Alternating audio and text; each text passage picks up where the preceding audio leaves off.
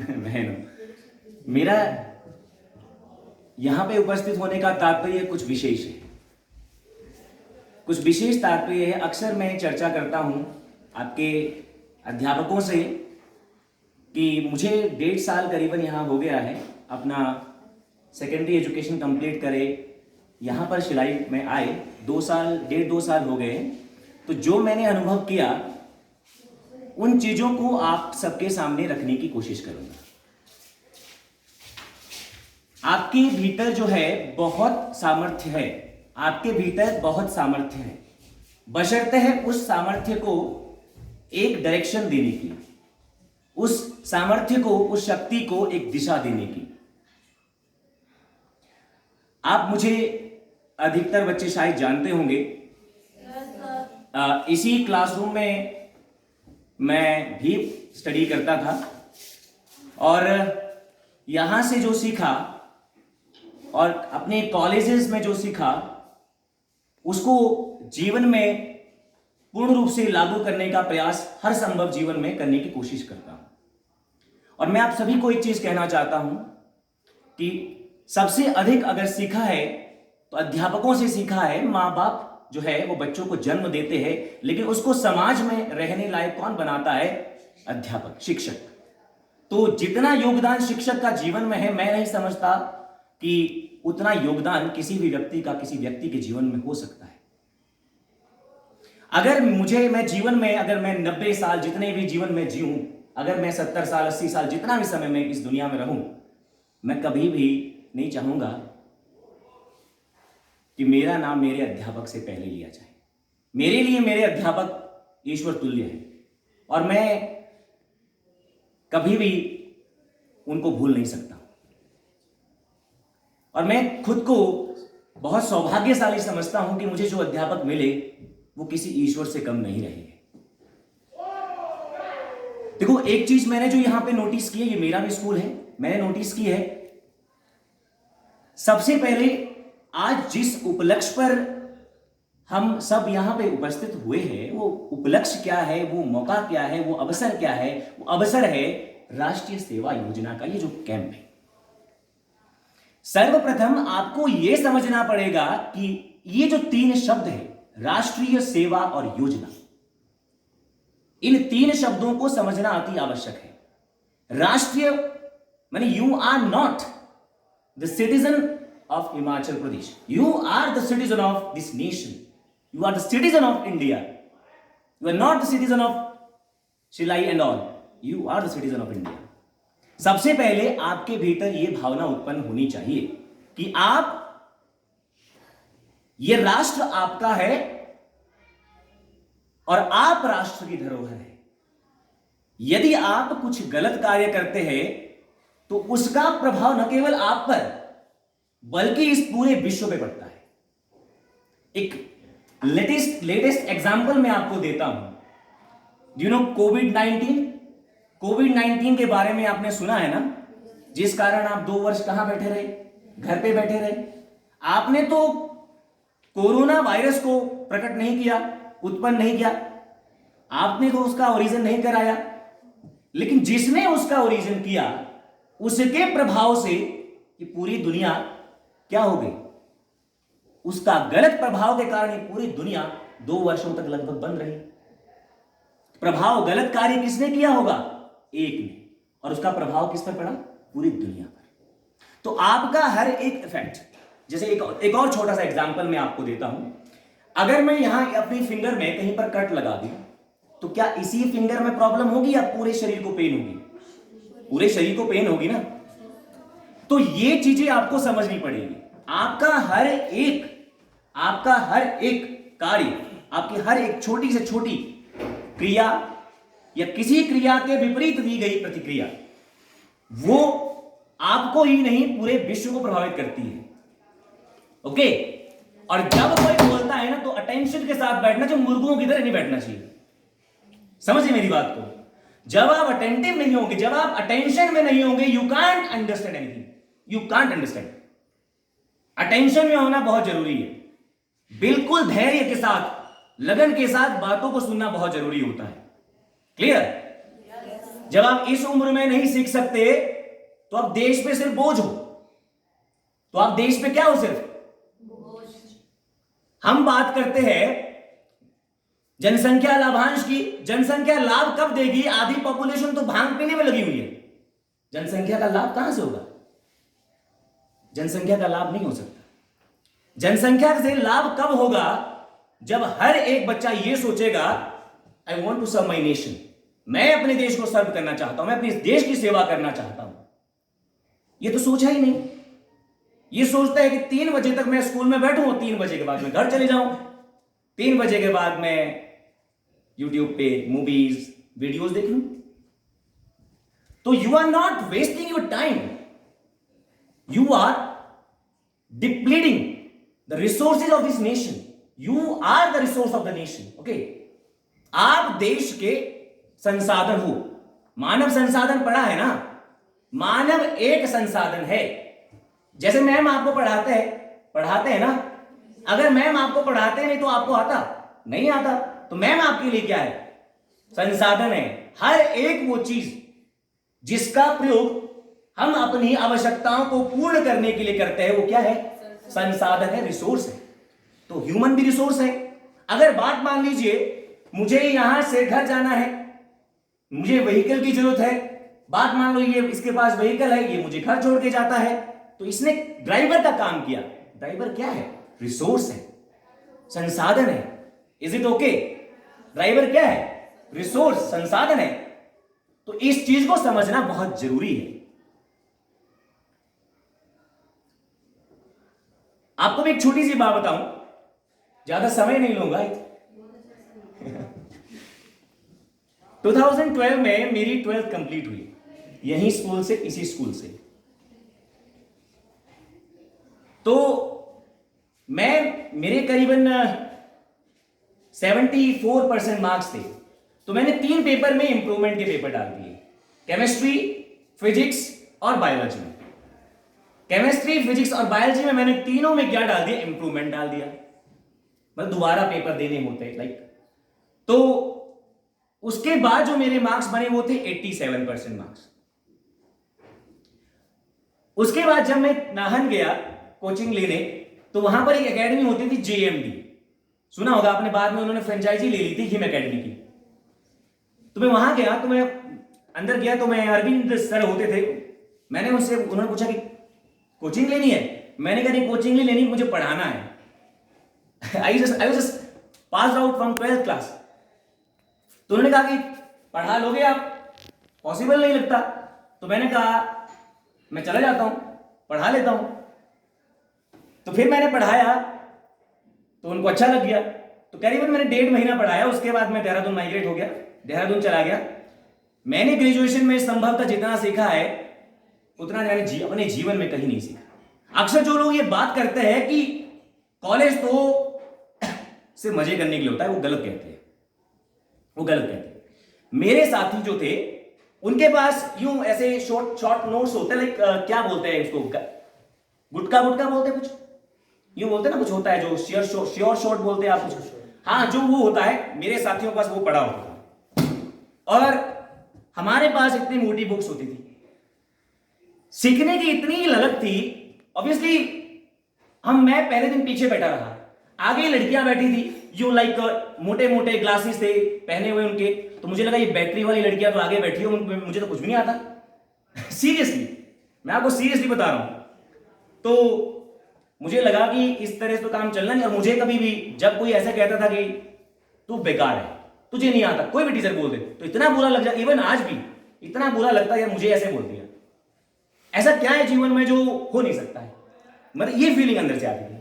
तो मैंने एक लड़की थी, मुझे भी याद आ रही, निकिता। मैंने निकिता को बोला, निकिता मुझे, वो लड़की मसूरी के सबसे अमीर बच्चे जो जहां पर पढ़ते हैं ना, उस स्कूल से पढ़कर आई थी। तो मैंने बोला निकिता मुझे भी सिखा दे बहन कुछ। बोल भाई कोई प्रॉब्लम नहीं है, बैठ जा। मैं सीखने लगा। मुझे लगा कि निकिता तो वो हिंदी कम और इंग्लिश ज्यादा बोलती थी, और अपने को फ्लाइटे मारती थी, और समझ आता था पर इतना भी नहीं। तो मैंने सोचा कि नहीं होना ऐसे। मैं अपने सर से मिला, HOD थे बॉटनी के, AB वाजपेयी, अटल बिहारी वाजपेयी। तुम कानपुर से थे। मैंने कहा सर ये बताइए आपने पढ़ाना क्या है कल। तो सर बोलते हैं कि मुझे कल तुम्हें पढ़ाना है फंजाई। पियो फंजाई, कवक जानते हो, कवक कोयडू जानो, कोयडू, हाँ वो पढ़ाना है कल। तो मैंने कहा कि ठीक है। That was my first experience कि स्टडी की कैसे जाती है। मैंने सिंह चैन पांडे की मोटी बुक उठाई and going through the every single concept पढ़ा। नेक्स्ट डे सर मुझसे पूछते हैं हाँ बताओ 12th में आपने पढ़ा होगा ये। मैंने कहा obviously sir, yes sir. Sir ने लगभग मोर देन 50 क्वेश्चन पूछे होंगे और मैंने 50 करीबन जितने प्रश्न पूछे थे उन सभी प्रश्नों का उत्तर दिया।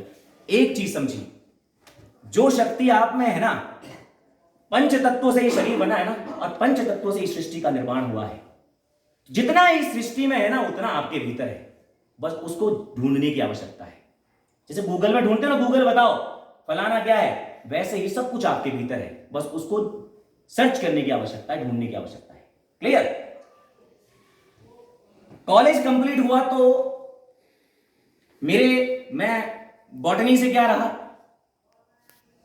गोल्ड मेडलिस्ट रहा एचएनवी गढ़वाल यूनिवर्सिटी से, बॉटनी सब्जेक्ट से हाईएस्ट मार्क्स बॉटनी में। और एक छोटी चीज अंडरस्टैंडिंग की बात बता रहा हूं, जो अक्सर आपको कठिन चीजें लगती है ना, वही चीजें जीवन में आगे आसान बन जाती है अगर आप उसको निष्ठापूर्वक करने का प्रयास करो। मुझे मैथमेटिक्स इतना टफ लगता था, मैं इतना डरता था मैथमेटिक्स से, तभी बायो रखा था मैंने। लेकिन फिजिक्स में भी फिर से क्या आ गए, न्यूमेरिकल्स आ गए, प्रॉब्लम ही प्रॉब्लम। फिजिक्स पास कर लिया, कोई प्रॉब्लम रट लिया, फर्स्ट ईयर भी हो गया, केमिस्ट्री में आने लगे, फिजिकल केमिस्ट्री में न्यूमेरिकल। मैंने सोचा कि सोनू भारद्वाज ऐसे काम नहीं चलने वाला, लाइफ में कुछ करना है तो इस मिथ को तोड़ना पड़ेगा। कुछ नहीं किया। फर्स्ट ईयर में फिजिकल केमिस्ट्री में से 50 में से 25 मार्क्स आए। सेकेंड ईयर फिजिकल केमिस्ट्री को इतना इंप्रूव किया बिना रटे। सबसे पहले मैथमेटिक्स के बेसिक्स को समझा। सेकेंड ईयर और फाइनल ईयर में से केमिस्ट्री में थ्योरी के पेपर में 150 में से मेरे कितने आए, 146 मार्क्स। 150 में से 146 नंबर। और वो फिजिकल केमिस्ट्री जो प्रॉब्लम दे रही थी, दर्द दे रही थी, उस फिजिकल केमिस्ट्री में दोनों वर्ष सेकेंड ईयर और फाइनल ईयर में पूरे 50-50 नंबर आए। तो मेरे कहने का मतलब यह है, अक्सर जो चीजें आपको कठिन लगती है उसको आप कठिन ना समझे, वो कठिन नहीं है, उस पे जाइए, समझे, उस पे जाइए और उसको समझने का प्रयास कीजिए। तब तक सब्जेक्ट के भीतर मत घुसिए जब तक आप सब्जेक्ट के बेसिक्स को ना समझो। पहले सब्जेक्ट के बेसिक्स को समझिए। अगर आप सब्जेक्ट के बेसिक्स को समझ गए, चीजें आसान हो जाएगी। क्लियर? मेरे गुरु, जब मेरी उनसे मुलाकात हुई, आप में से शायद कोई जानता होगा, एसपी सिरमौर, पहले एसपी सिरमौर हुआ करती थी, सौम्या सांवशिवन। तो उन्होंने मुझसे पूछा, सोनू तुझे क्या चाहिए? मैंने कहा मैम जो जिस कुर्सी पे आप बैठे हो मुझे वो कुर्सी चाहिए। बोले ये कुर्सी ऐसे ना मिलती है। मैंने कहा मैम जो तरीका है मिलने का वो बताओ, कैसे मिलेगी?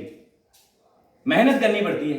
मैंने कहा मैम अवश्य करेंगे, इसमें तो कोई डाउट नहीं है।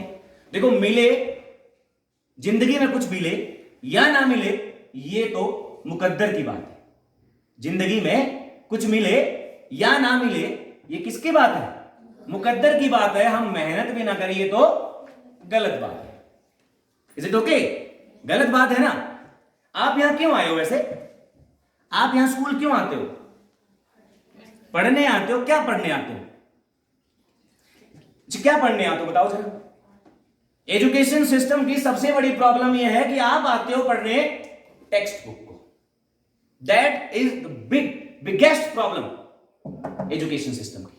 आप टेक्स्ट बुक पढ़ने आते हो, जबकि टेक्स्ट बुक पढ़ना पढ़ाई है ही नहीं। टेक्स्ट बुक पढ़ना पढ़ाई है ही नहीं। सबसे पहले तो स्कूल में यह होना चाहिए कि आप स्कूल आते हो, सबसे पहले तो इस मेंटेलिटी को चेंज करो कि आप स्कूल आते हो, आपको पढ़ाने वाला जो सामने खड़ा है ना, वो आपके लिए किसी ईश्वर से कम नहीं होना चाहिए। क्लियर? जब तक उस व्यक्ति के लिए, पढ़ाने वाले के लिए वो शिक्षक वाली भावना उत्पन्न नहीं होगी ना, तब तक आप कुछ सीख ही नहीं पाओगे, ना ही अच्छे इंसान बन पाओगे। सीखना तो बड़ी दूर की बात है, अच्छे इंसान तक नहीं बन पाओगे। क्लियर? अपने टीचर के प्रति सोच रहे हो कि इसको तो कुछ भी नहीं आता, ये तो उल्लू बैठा हुआ सामने। अक्सर मैं सोचता हूं, तो ये जो आप बातें करते हो ना, ये जो बातें करते हो आप मंडली में, जिसने अपने टीचर का अपमान कर लिया ना, उसका जीवन में कुछ हो ही नहीं सकता है, उसका कुछ हो ही नहीं सकता है। क्लियर? क्या नहीं हो सकता उसका जीवन में? कुछ नहीं हो सकता। क्लियर? आप 12th क्लास में पढ़ रहे हो, कौन सी क्लास में पढ़ रहे हो? एज कितनी है? 16 साल है ना। 2 साल बाद लॉर्ड लिटन का नाम सुना है? जिन्होंने हिस्ट्री पढ़ा होगा, लॉर्ड लिटन का नाम सुना है? लॉर्ड लिटन ने 18 वर्ष कर दिया था। किसकी उम्र? आईएएस ऑफिसर की उम्र। कितने वर्ष? 18 वर्ष। यानी ये मान के चलिए आप अभी 16 के हो, 17 के हो, तो 2 साल बाद या 1.5 साल बाद आप 18 के हो जाएंगे। और एक आईएएस ऑफिसर ने पूरे डिस्ट्रिक्ट को संभालना होता है, और एक डिस्ट्रिक्ट में 1 वर्ष से 80, 90, 100 वर्ष तक के लोग मिलेंगे, और हर तरह के समाज को आपको सामंजस्य बिठाना होता है ना। तो समझो आप उस स्थिति में है इस समय कि ये समझो, जब भी आपको लगे कि मैं तो बच्चा हूं, तो ये समझिए कि अगर आप बच्चे हो और अगर आप नहीं सीखोगे तो इस देश को चलाएगा कौन? खुद को इंप्रूव करिए, खुद को। जब खुद को इंप्रूव करेंगे, स्वयं को इंप्रूव करेंगे, तो ऑटोमेटिकली क्या होगा? सारा सिस्टम चेंज हो जाएगा। क्लियर? सबसे पहले जब आप स्कूल आते हो तो ये सोचिए कि ये किताबें आपने पढ़नी क्यों है। क्लियर? आप कोई काम करते हो, आपको घास काटने के लिए भेज दिया, आपको बोल दिया कि आप पुले बोलते ना, पुले, 10 पुले ले आना। क्या बोल दिया? 10 पुले ले आना बोल दिया। और दूसरी बात यह कि आप घास ले आना जितना मर्जी लाओ, तो आप हो सकता है एक ही ले आओ। अगर आप एक ही लेके आते हो और आप 10 लेके आते हो, उन दोनों में अंतर है। अगर आप एक ही पुला लेके आते हो और वापस आते हो, अंतर इसमें क्या है? अंतर यह है कि आपको कहीं जल्दी है, यानी आपके माइंड में एक टारगेट है कि मुझे जल्दी वापस जाना है। क्लियर? वही चीज तो बंदूक किसमें है? पढ़ाई में है। जब आपको बोल दिया किताब है, आपकी टेक्स्ट बुक है। क्लियर? तो ये पता होना चाहिए टेक्स्ट बुक पढ़नी क्यों है। जब तक ये पता नहीं है टेक्स्ट बुक पढ़नी क्यों है, तब तक इसका कोई मतलब नहीं है, तब तक इसका कोई मतलब नहीं है। आपको आ गया हिस्ट्री में जी, बोलो जी 1857 क्रांति, पता ही नहीं 1857 क्रांति, पढ़ लिया कि लेब्स की नीति, बड़ी मुश्किल से याद हो गई लेब्स की नीति, काम खत्म। यही पता नहीं है कि लेब्स की नीति का यूज आगे क्या होता है। जब कॉन्स्टिट्यूशन बना तो उसमें क्या यूज होगा? सोच कहां से आई, विचार कहां से आई, दमन की नीतियों के खात्मे का विचार कहां से आया। क्लियर? तो जब भी कोई शब्द आप अपनी बुक में पढ़ते हो ना, उसका कोई तात्पर्य होता है। ऐसे ही नहीं आपको वो बुक दिख जाती कि आप जाओ उसको रट लो 4 प्रश्न, काम हो जाएगा। आई मेरी बात समझ कि नहीं आया समझ? आया ना समझ? तो सबसे पहले यह समझना है कि आप पढ़ क्यों रहे हो, पढ़ने के पीछे का एम क्या है भाई, पढ़ने के पीछे का एम क्या है। अक्सर ये देखता हूं अपने इधर के एरिया में, 1.5 साल से मैं कॉन्टिन्यूसली ऑब्जर्व करता हूं हर एक एक्टिविटी को समाज की। मैं देखता हूं कि लड़की की 12th हो जाती, फर्स्ट ईयर में लड़की जा रखी है, मां बाप बोलना शुरू कर दे लड़की बड़ी होगी शादी करा दो। लड़की ना कोई बच्चा पैदा करने की मशीन नहीं है। आई मेरी बात समझ? समाज की मेंटेलिटी को क्या करो? चेंज। जब आप खुद ही सोचेंगे 12th क्लास में बच्चा पढ़ रहा है, 11th क्लास में बच्चा पढ़ रहा है, सुबह से लेकर वो संडे के दिन जो है मोबाइल चला रहा है, तो क्या देश की सेवा करेगा? खाक देश की सेवा करेगा? वो तो देश को गड्ढे में ले जाएगा। समझ आई मेरी बात? क्या बोल रहा हूं मैं? देश को गड्ढे में लेके जाना है या देश को उन्नति के रास्ते पे लेके जाना है? जब भी आप गलत रास्ता अपनाओ ना, तो शाम को जाके ना अपने मां बाप के आंखों में देखो, जरा अपने मां बाप की आंखों में देखो कि जिन मां बाप ने दिहाड़ी मजदूरी कर रहे हैं, ठीक है, उनकी आंखों में जाके देखो, उनकी आंखों में तुम्हारे लिए क्या क्या सपने हैं। और जो अपने मां बाप के दुख को नहीं समझ सकता ना, वो जीवन में किसी के दुख को नहीं समझ सकता है। वो ना जीवन में किसी से प्यार कर सकता है और ना किसी के दुख को समझ सकता है, जो अपने मां बाप के दुख को नहीं समझ सकता। ठीक है? मां बाप स्कूल भेजते हैं, सर मैं जब सुबह आता हूं अपने रूम से, तो मुझे कई जो कोरेक्स की बोतलें है ना, शीशियां, वो मिल जाती मुझे रास्ते में। तो ये स्थिति है शहर की, ये स्थिति है इस टाउन की। सोचिए, सबसे पहले जो लोग नशा करते हैं ना, दोस्ती ना बनाइए उनसे, पहली बात। मैं यहां कोई बहुत बड़ा वक्ता नहीं हूं बेटा, मैं कोई बहुत बड़ा वक्ता नहीं हूं, मैं आपके सामने ये बहुत बड़ा ज्ञानी बन के कुछ ज्ञान बांट रहा हूं। क्लियर? हर चीज का एक अलग स्थान होता है, पढ़ाने का एक अलग स्थान है, लेकिन जो मैं ऑब्जर्व करता हूं ना, मैं ये कह रहा हूं कि अगर किसी बच्चे को पढ़ना है, बहुत गरीब है, बहुत गरीब, अभी तो मैं यहां हूं, अगर मैं यहां नहीं भी रहा, इस समय एट प्रेजेंट ऑनलाइन क्लास में मेरे पास 100+ स्टूडेंट्स हैं, और उसमें से 50+ स्टूडेंट वो है जो विदाउट फी पढ़ रहे हैं, जीरो फीस पे पढ़ रहे हैं। इवन मैंने आपको पिछले वर्ष, अगर कोई होगा तो बच्चा, मैंने कहा था कि मैंने कहा जिसके पास बैग भी नहीं है, स्कूल बैग, उसको बैग भी देंगे। अभी हमने 15 बैग दिए जो बच्चे जिनके पास बैग नहीं है। इवन ये कहा है कि जिसके पास फीस नहीं है, वो अगर ये बोलता है मेरे पास सर फीस है ही नहीं, कोई बात नहीं, तो फ्री पढ़ाने को तैयार हूं। इट्स एन अपॉर्चुनिटी, ये मौका है, मौका, समझते हो क्या? ये मैंने अपनी इस छोटी सी उम्र में 2013 से लेकर अभी तक, जब मैंने 12th की थी उसके बाद से लेकर अभी तक लगभग 20,000 स्टूडेंट को पढ़ाया, more than 20,000 students. Clear? Dehradun, Allahabad, Delhi, और फाइनली शिलाई। क्लियर? तो एक मोटिव रखिए कि करना क्या है, नहीं करना है कुछ, घर जाइए, खेती करिए, वो भी देश की सेवा है। खेती से आप उगाएंगे। आपको पता है कि कोविड में इंडिया का जो जीडीपी है ना, हर क्षेत्र की जो जीडीपी थी वो माइनस में जा रखी थी। एक कृषि की थी 3.9% जीडीपी, पॉजिटिव ग्रोथ रेट कृषि में। तो खेती भी क्या है, देश की सेवा का साधन है। नहीं है मन पढ़ने में, रिसोर्सेज को वेस्ट मत कीजिए, ठीक है? जाइए, घर में काम कीजिए। मैंने खुद 100+ प्लांटेशन मैंगो की, 50+ प्लांटेशन अनार की, और 100+ प्लांटेशन जो है लेमन की है खुद। I am student of botany, I am gold medalist in botany, वनस्पति विज्ञान। नहीं है किसी को पता, मैं सिखा दूंगा। नहीं है पढ़ने का मन तो कोई साधन अपनाइए, वेस्ट मत करिए समय को। ये जो है, ये समय बहुमूल्य है, ये नहीं आने वाला। अक्सर आपका एक भी, आपका जो आपका पेरेंट्स में से चाचा, ताऊ, मामा, जो भी है बड़े, वो आपको अक्सर एक बात बोलते हो, बेटा पढ़ लो। हमने तो नहीं पढ़ा, ये मौका बार बार नहीं आता। क्यों बोलते हैं अब वो? ये सोचते हैं आप लोग, अब वो ऐसा क्यों बोलते हैं? क्योंकि अब उनको एहसास हो गया है कि समय से बड़ा कोई भी नहीं है। जो प्रीशियस टाइम ये निकल गया, वो वापस नहीं आने वाला है, वो वापस नहीं आने वाला है, ठीक है? कभी ऐसा ऑब्जर्व किया है कि 16 साल की उम्र में 8 साल तो सो के बिता दिए, 8 साल सो के बिता दिए, 4 साल इधर उधर की एक्टिविटी में बिता दिए, और जो मूल काम था उसमें 4 साल भी नहीं दिए। कभी सोचा है? कभी सोचा है? हो सकता है मेरी बात से बोर हो रहे हो, लेकिन आने वाले समय में आपको सतर्क कर रहा हूं, सतर्क कर रहा हूं मैं आपको, सावधानी पूर्वक क्या कर रहा हूं, सतर्क कर रहा हूं कि समझ जाइए, नहीं तो समय बहुत खराब है।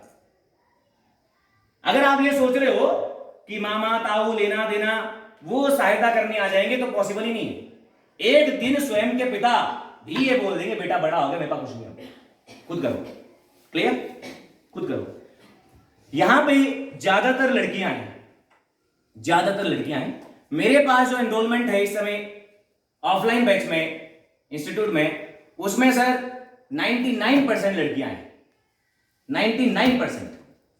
और मुझे खुशी होती है कि मैं लड़कियों को पढ़ा रहा हूं। खुशी क्यों होती है?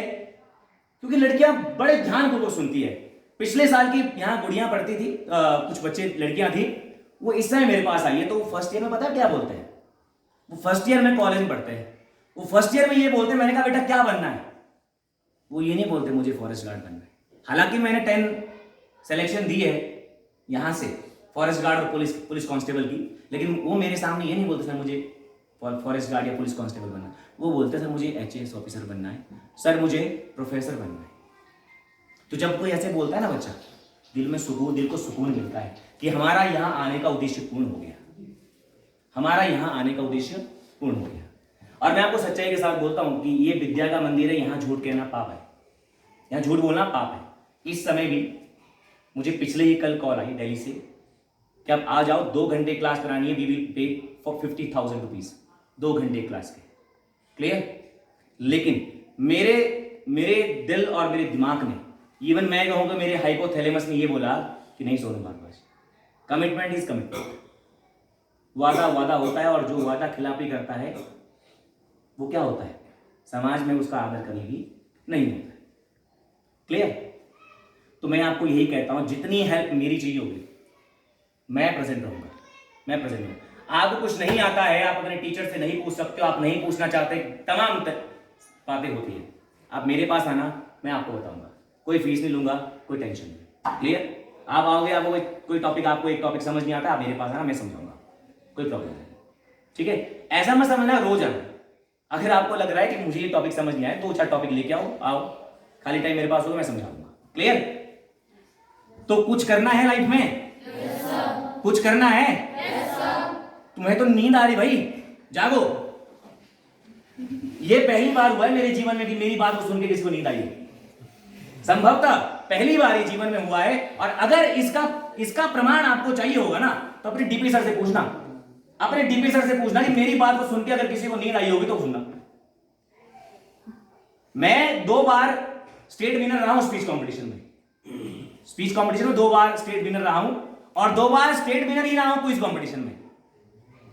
तो एक घटना है कहां की, त्रिलोकपुर की घटना है। मैं स्पीच दे रहा था, यहीं से था, मैं यहीं से गया था स्लाइड स्कूल से। तो बोलते बोलते फ्लो में वो कुछ बात ऐसी थी कि कुछ उग्र होने वाली बात थी, मैंने ऐसे मारा, वो टूट गया, वो हाथ में चला गया। उन्होंने सर रोक दी, उन्होंने स्पीच ही रोक दी। क्लियर? तो सबसे पहले ही आदत से छोड़ो। यूं नहीं है कि बुक उठाई, टांगे ऊपर कर दिया, ऐसे पढ़ रहे, कभी नहीं पढ़ रहा, बिल्कुल भी नहीं।